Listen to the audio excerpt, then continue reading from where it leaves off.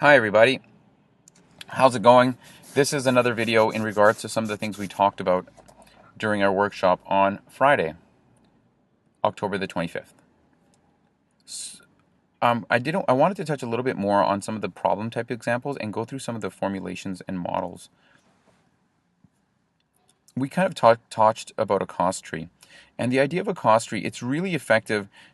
If you're doing a presentation, it's great if you use it as a visual and then you talk through your thinking process with it. It's also really great in the spur of the moment if you're in an interview and someone asks you a question. How would you deal or how would you respond to someone who's saying, my company is losing 20,000 a year? You can use this model to say, well, let's take a look and maybe I can ask you a few more questions, i.e. the 5 whys about why you're losing money, and see if we can find the answer. So number one, what is revenue like? Is our revenue going up or down? Oh, well, it's going down. Oh, well, there right away you would know that it probably has something to do with revenue. But either way, you'd be like, what about our costs? Are our costs going up or down? Oh, costs have stayed the same. You know it's a revenue question. Or, you know what? Costs have actually gone up way more than our sales have. Oh, really? Well, let's take a look at why. And then you'd go down the line. In fixed costs, you could break down all your different fixed costs. In unit costs, you can break down all the different components to unit cost. And it's a visual way to communicate. Now, when we talked about business decisions, I mentioned, guys, a bunch of different models. This is a bunch of the different models you can use. But before we get into those, I wanted to show you this. This is what I use, and I touched on it in class, but I wanted to go through it a bit more. I think that no matter, and this is my opinion and the way I like to communicate, whenever you're talking about a business problem, always go back to the customer first. If they're a good CEO or if they're a good corporate member, they're going to always be impressed by the fact that you thought of the customer first. So let's look at what our customers want. What are our customers doing? How have our customers changed? These are all ways that you can start off addressing a business problem. Once you know what customers are doing, i.e. you find a trend in what they're doing, are we getting more customers? Are they moving to a certain place? Are they buying less, etc.? You can use that for every other part of your model. And like I said, this is just mine. What customers are doing affects how I promote, how I market, how I make, and how I distribute my products. How I do everything with my products depends on the strengths of my company. What does Kleenex do better than generic facial tissues? For example. What does Apple do better than Microsoft? What does Microsoft do better than Google? How does that affect their products? And at the end of the day, how is that going to help them, for example, decrease the amount of customers that are leaving, or gain new customers, or retain existing customers? Once you know what your strengths are and all your customer and product information, then you can formulate a strategy outside of your company. If you think about it, these first 3 points are an internal perspective. Any good perspective is balanced, and so it also has to have an external perspective. And that's when we talk about competition and market. So that's why I always set these things up in this context, because I find this helps me address everything. Now, I mentioned before that there were 3 kinds of problems. For a purchasing problem, this is once again about explaining visually. Try and be everything as visual as you can.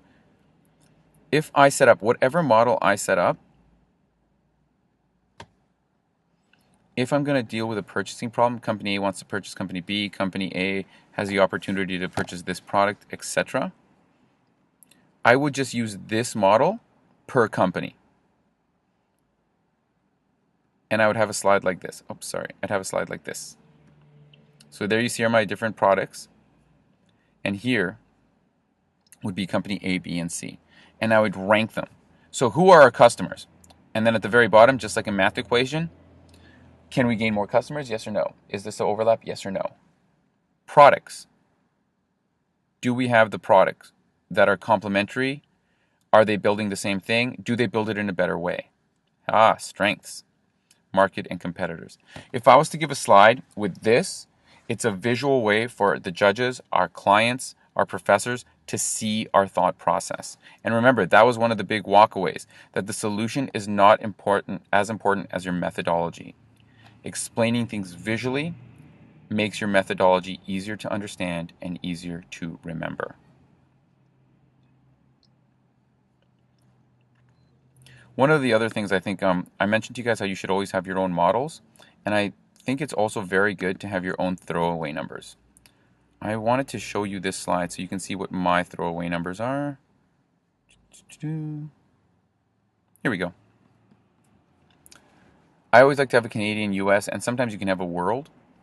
Now, whenever you're doing estimation questions or when you have to make certain assumptions, have these ready and have them ready with where you got them from. So, for example, all this information is from StatsCan. All this information is from the US Census website. And if I was using these to make assumptions, I would make 72K 70. I would make 35 million 30 or 40. By the way, this is percentage increasing. This percentage increase. Medium ages 40. Medium ages 40. GDP 2. GDP, it would depend. What's easier, 16 or 14? 15 would be easy as well, wouldn't it? And I'd always have those ready. So in any situation, whether you're communicating, whether you're answering a question, whether you're doing it as a formal presentation, it always makes you look so well prepared. You might remember that I said one of the goals of a presentation is, wow, they thought of everything. They really knew what they were talking about. Throwing out some of these numbers sometimes can really create that impression in people's brains. So that's just a little bit more on some of the case analysis, case and problem solving strategies that you guys can use. I know I said I was going to talk about some of these other ones, but I'm just going to show them to you.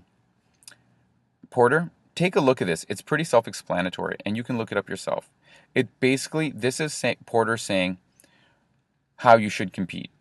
If you're trying to get a broad target and you're really trying to push the benefits of your product over the other products, you go and base all your marketing and all your strategy on the solution, on the problem that you solve. If you're going for low cost and a broad target, you're competing on price, not on some aspect of your product, etc., etc. 5 forces. The 4 Ps of marketing. This is another great visual where you were breaking down if a company's like, we have something wrong with the way our company's structured, for example, or we're in a period of transition and we're not sure where we're dropping the ball. You can say, well, let's look at our product. Oh, well, everything looks good with our product. How's our promotions doing? And you can use that as a visual way to go through a thought process. These are the 5 Cs. It's essentially another way to break down Porter or the 4 Ps, just another way to structure it.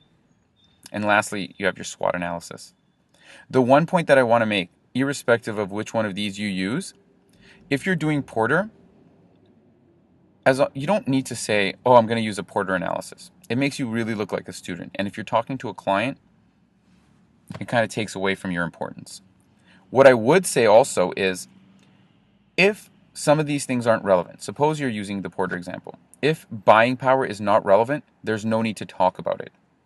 That's why I created my own model, because I thought I could take from Porter and I could take from SWOT, but I don't need all the aspects to it. Every industry, every problem is different. So in one industry, if substitutes is not a big thing, don't address it. Talk about the things that are important. Use your time wisely. Well, that's it for this one, everyone. Thank you guys very much. I hope you enjoyed the Friday presentation, and hopefully I'll see you guys again soon. Good luck on your presentations and your workshops. If you guys want to get a hold of me, you can reach me through my website. It'll be linked in the slides here. I think John I'll send these videos to John, and he will forward my contact information along with that. Thank you guys so much, and I will talk to you later. Bye.